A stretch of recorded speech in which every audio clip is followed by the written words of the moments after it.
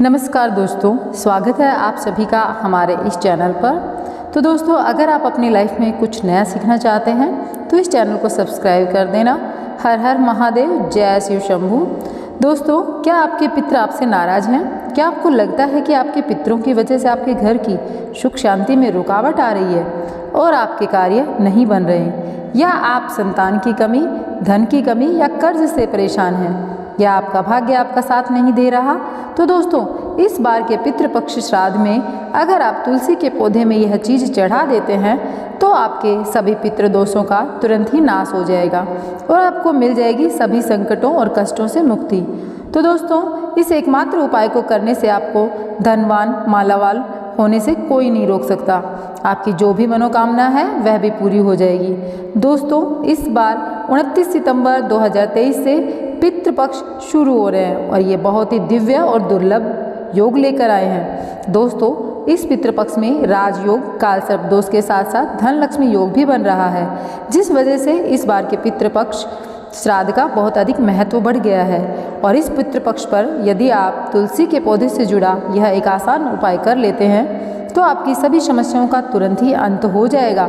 इसलिए दोस्तों, वीडियो को अंत तक जरूर देखें। अगर आप भी अपने जीवन में महादेव की कृपा पाना चाहते हैं और पितरों का आशीर्वाद पाना चाहते हैं तो वीडियो को लाइक करके कमेंट बॉक्स में हर हर महादेव जरूर लिखें। तो दोस्तों, पितृपक्ष की शुरुआत इस साल भाद्रपद मास के शुक्ल पक्ष की पूर्णिमा तिथि 29 सितंबर 2023 दिन शुक्रवार से हो रही है, जो 14 अक्टूबर 2023 दिन शनिवार तक रहेगा। पंचांग के अनुसार 29 सितंबर 2023 दिन शुक्रवार को दोपहर 3:26 तक भाद्रपद पूर्णिमा है। इसके बाद आश्विन मास के कृष्ण पक्ष की पहली तिथि प्रतिपदा शुरू हो जाएगी। इसलिए पितृपक्ष से संबंधित कार्य 14 अक्टूबर तक ही संपन्न कर लेना बेहतर होगा। तो दोस्तों, पितृपक्ष भाद्रपद माह की पूर्णिमा से शुरू हो जाते हैं और आश्विन मास की अमावस्या पर समाप्त होते हैं। आश्विन मास की अमावस्या को सर्वप्रथम अमावस्या कहा जाता है। पितृपक्ष पूरे 16 दिनों के होते हैं। इन्हें श्राद्ध पक्ष या कनागत भी कहा जाता है। पितृपक्ष पितरों को समर्पित होते हैं। पितृपक्ष पूर्वजों के प्रति सम्मान और श्रद्धा के प्रतीक हैं। इस दौरान पितरों के निमित्त ही कार्य किए जाते हैं। किसी भी तरह का शुभ कार्य, विवाह, मुंडन, गृह प्रवेश आदि इस दिनों वर्जित रहते हैं। शास्त्रों के अनुसार पितृपक्ष अपने पूर्वजों के प्रति श्रद्धा भाव दिखाने का वह समय होता है जब अपने पूर्वजों को आप प्रसन्न करके अपने जीवन के लिए अपनी मंगल कामना कर सकते हैं।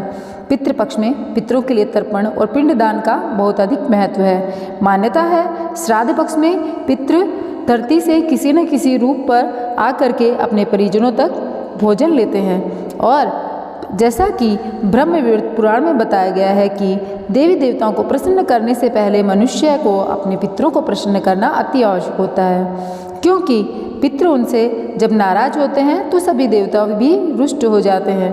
पितरों की नाराजगी को पितृदोष भी कहा जाता है। पितृपक्ष पितरों को प्रसन्न करने के बहुत ही खास दिन होते हैं। माना जाता है पितृपक्ष के दौरान श्रद्धापूर्वक किए गए छोटे से प्रयास से भी पितृ प्रसन्न हो जाते हैं और पितृदोष से मुक्ति मिलती है। आज के इस वीडियो में हम आपको पितरों को प्रसन्न करने का एक बहुत ही आसान और असरकारक उपाय बताने जा रहे हैं। इस उपाय को करने से पितृ प्रसन्न और तृप्त होंगे और पितरों को शांति मिलती है। तब पितृ प्रसन्न होकर अपने परिवारजनों को बहुत ही अच्छा और शुभ मंगलकारी आशीर्वाद देते हैं। पितृदेव के साथ साथ भगवान विष्णु और माँ लक्ष्मी जी की कृपा से सभी के कष्ट और संकटों से आपको छुटकारा मिलेगा।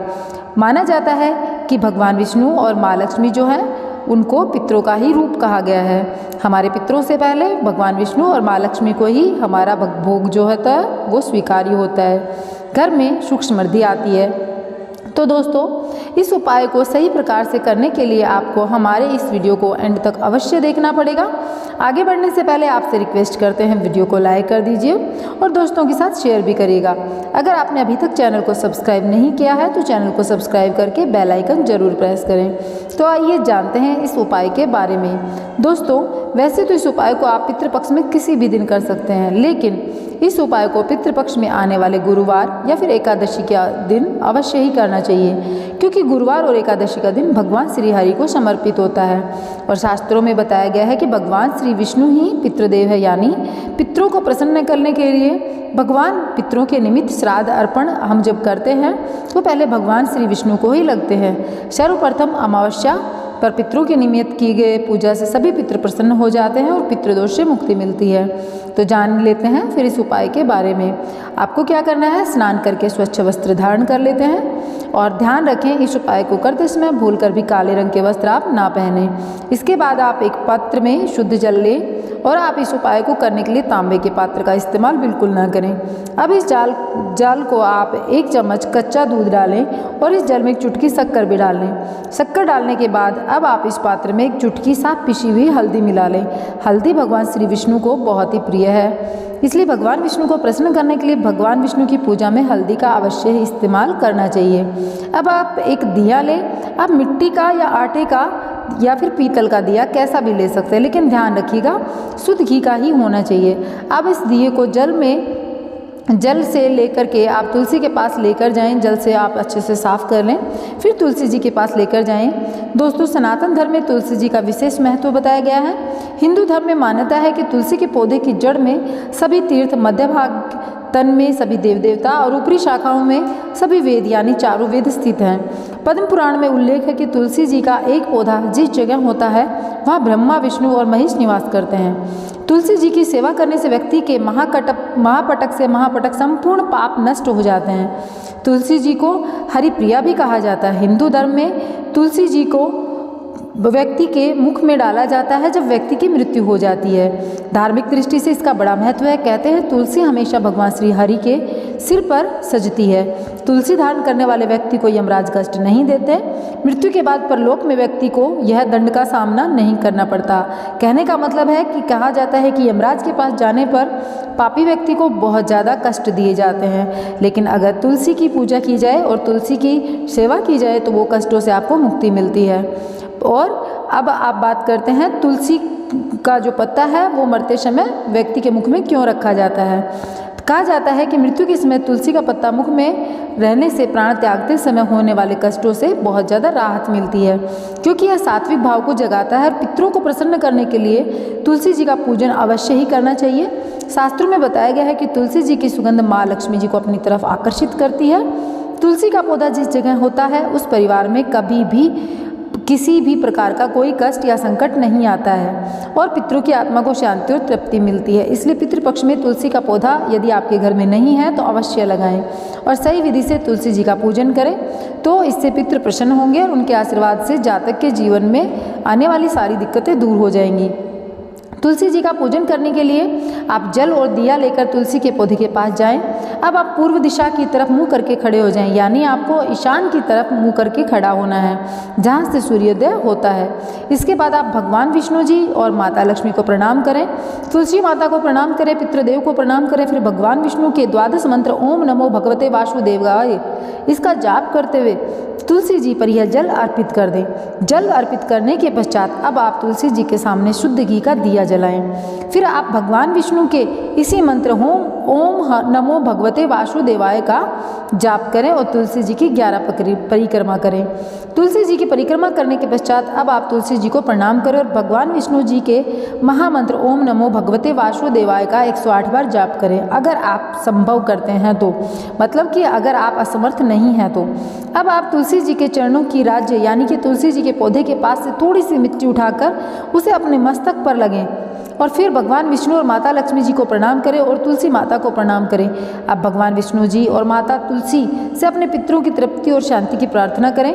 आप पितृदेव को प्रणाम करें और जाने अनजाने में की गई गलतियों की क्षमा मांगें। इसके बाद आप भगवान से और पितृदेव से प्रार्थना करें कि वह आपके सारे कष्ट और संकटों को दूर करें, अपना आशीर्वाद हमेशा आप पर बनाए रखें। भगवान से पितृदोष से मुक्ति की भी प्रार्थना करें। दोस्तों, शास्त्रों में बताया गया यह बहुत ही आसान और असरकारक उपाय है और ऐसा करने से पितृ प्रसन्न होते हैं, अपने परिवारजनों को आशीर्वाद देते हैं और पितरों के आशीर्वाद से जीवन की सारी दिक्कतें दूर हो जाती हैं एवं पितृदोष से छुटकारा मिलता है। भगवान विष्णु और माँ लक्ष्मी जी और तुलसी माता की कृपा से घर में सुख शांति समृद्धि आती है। इस उपाय को करते समय कुछ विशेष बातों का ध्यान रखें। महिलाएं पीरियड्स के दौरान इस उपाय को ना करें। तुलसी जी का पूजन करने से पहले स्नान अवश्य करें। तुलसी जी का इस तरह पूजन रात्रि के समय या संध्या काल के समय भूलकर भी ना करें। तुलसी जी का पूजन रविवार के दिन भी ना करें। साथ ही इस बात का ध्यान रखें कि तुलसी जी का पूजन आप ऐसे ही करें जो मंदिर में लगी हो या आपके शुद्ध घर में लगी हो। अशुद्ध जगह पर लगी तुलसी जी का पूजन भी आप भूलकर ना करें। तुलसी जी का पूजन करते समय जूते चप्पल पहनकर ना रखें। तुलसी जी का पूजन करते समय इन सब विशेष बातों का अगर आप ध्यान रखते हैं तो स्वतः ही आपकी कुंडली का पितृदोष जो है वह खत्म हो जाएगा। और अब आपको बता देते हैं कि इस दोष से बचा कैसे जा सकता है। दोस्तों, हिंदू धर्म में पूर्वजों का बहुत महत्व दिया गया है। उनकी आत्मा की शांति के लिए व्यक्ति श्राद्ध पिंडदान करते हैं। हर महीने की अमावस्या तिथि के अलावा पितृपक्ष के 15 दिन पितरों को ही समर्पित होते हैं। इस समय पितरों की आत्मा की शांति के लिए उनका आशीर्वाद पाने के लिए श्राद्ध तर्पण पिंडदान मुख्य रूप से किया जाता है। वहीं पितरों के नाराज होने पर कुंडली में पितृदोष का निर्माण हो जाता है। पितृदोष के कारण जीवन में कई तरह की समस्याएं उत्पन्न हो जाती हैं। इसके साथ ही मनुष्य कई तरह के कष्टों का सामना करता है। ऐसे में आ जाइए जानते हैं कुंडली में पितृदोष का निर्माण कैसे होता है और इससे कैसे बचा जा सकता है। ज्योतिष शास्त्र के अनुसार जब हमारे पूर्वजों की आत्माएं तृप्त नहीं होती हैं, 84 लाख योनियों में भटकती हैं, तो यह आत्माएं पृथ्वी लोक में रहने वाले अपने वंश के लोगों को कष्ट देती हैं। इसी कष्ट को ज्योतिष शास्त्र में पितृदोष कहा गया है। मान्यताओं की अगर माने तो मृत्यु लोक से हमारे पूर्वजों की आत्माएं अपने परिवार के सदस्यों को देखती रहती हैं। जो लोग अपने पूर्वजों का अनादर, उनके बताए गए रास्ते पर नहीं चलते हैं, अनादर करते हैं, उन्हें कष्ट पहुंचाते हैं, उसके कारण ये दुखी दिवंगत आत्माएं उन्हें श्राप देती हैं और इसी के कारण पितृदोष हो जाता है। ज्योतिष शास्त्र के अनुसार जब किसी व्यक्ति की कुंडली के लग्न भाव और 5वें भाव में सूर्य, मंगल और शनि विराजमान होते हैं तो भी पितृदोष का निर्माण होता है। इसके अलावा कुंडली के अष्टम भाव में गुरु, राहु एक साथ जाकर बैठते हैं तो भी आपको पितृदोष बन जाता है। इसके अलावा जब सूर्य, चंद्रमा और लग्नेश का राहु से संबंध होता है तो जातक की कुंडली में पितृदोष बनता है। जब कोई व्यक्ति अपने बड़ों का अनादर करता है या फिर किसी की हत्या कर देता है तो ऐसे व्यक्ति को पितृदोष लगता है और उसका जीवन नरक बन जाता है। जब किसी व्यक्ति की कुंडली में पितृदोष का निर्माण होता है तो ऐसे व्यक्ति को अपने जीवन में कई तरह की विपदाओं का सामना करना पड़ता है। ऐसे व्यक्ति के विवाह में देरी होती है या फिर उसका विवाह टूट जाता है। वैवाहिक जीवन में हमेशा तनाव रहता है। ऐसी महिलाएं कभी भी गर्भधारण नहीं कर सकती। बच्चे की अकाल मृत्यु होती है या फिर जीवन में कर्ज या नौकरी में परेशानियां आती रहती है। इसके अलावा ऐसे लोगों के घर या परिवार में आकस्मिक निधन या दुर्घटनाएं होती हैं। लंबे समय से किसी को बीमारी के चलते बहुत ज़्यादा परेशानी होती है या परिवार में कोई विकलांग या अनचाहे बच्चे का जन्म होता है। ऐसे व्यक्ति को बुरी आदतों की लत भी लग जाती है। पितृदोष होने पर आप सबको इस तरीके के संकेत भी मिल सकते हैं जो कि मैंने ऊपर बताए हैं, या फिर आपके वंश में वृद्धि होना भी रुक जाती है। तो दोस्तों, आज के वीडियो में मैंने आप लोगों को पितृदोष से संबंधित बहुत सारी चीज़ें बताई। आशा करती हूँ आप सभी को ये सारे जितनी भी चीज़ें मैंने बताई ये पसंद आई होंगी। तो बताया गया उपाय भी आप अवश्य करें। आपके अगर कुंडली में पितृदोष होता है तो आपको उससे राहत मिलेगी और आपके जीवन में सुख समृद्धि और विपदाएं जो है वो दूर जाएंगी, सुख समृद्धि आएगी। तो दोस्तों, जाते जाते आप लोगों से एक बार फिर से करबद्ध निवेदन करके कहना चाहूँगी कि अगर आप लोगों ने अभी तक वीडियो को लाइक नहीं किया है तो वीडियो को लाइक कर दीजिएगा और चैनल पर पहली बार आए हैं तो चैनल को सब्सक्राइब कीजिएगा और अपने पितरों को नमन स्वरूप एक बार ओम विष्णु भगवते वासुदेवाय नमः कमेंट बॉक्स में जरूर लिखिएगा। तो चलिए दोस्तों, मिलती हूँ आप लोगों से एक नए वीडियो के साथ में। राधे राधे, जय श्री कृष्ण।